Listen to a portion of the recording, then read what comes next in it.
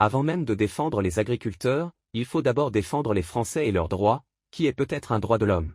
Leur droit à se nourrir, chaque jour et en toute sécurité. Se nourrir, c'est le premier des besoins, c'est la base de la pyramide de Maslow, ce psychologue américain du XXe siècle, qui a théorisé la hiérarchie des besoins humains. Mais, avant cette pyramide des besoins, on pourrait en priorité évoquer la pyramide des revenus. 300 € par mois pour des agriculteurs qui nourrissent la population. 3 000 € par mois pour des hospitaliers qui sauvent peut-être des vies tous les jours, 30 000 € par mois pour des footballeurs dont la seule fonction consiste à courir, en short et en sueur, après une baballe. Il est peut-être temps d'inverser cette pyramide. Par ailleurs, si l'on reprend l'adage d'Émile de Girardin, gouverner, c'est prévoir. On attendrait d'un gouvernement qu'il imagine toutes les circonstances qui peuvent se produire si l'on se rend dépendant d'autres pays, pour notre alimentation.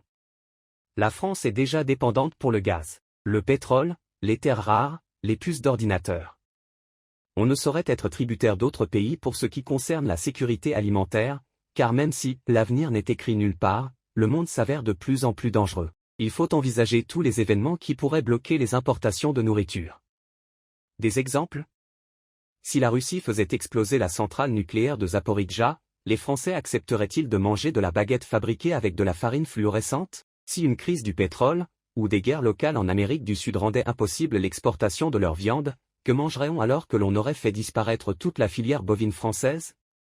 Si l'Afrique, le Maghreb, le Proche et Moyen-Orient continuent d'engendrer cette bombe démographique du « Sud global », croit-on que les terres ukrainiennes suffiraient à elles seules à nourrir une population de 10 milliards d'habitants, après la disparition des céréaliers français ? Certes, une alimentation produite en France est peut-être plus chère qu'une alimentation venant de l'autre bout du monde. C'est comme pour les assurances. Quand il faut payer la prime, on grimace, mais quand un sinistre survient, on est heureux que l'assureur effectue un remboursement. Hélas, Macron, comme bien d'autres, pratique le « après moi le délugisme ».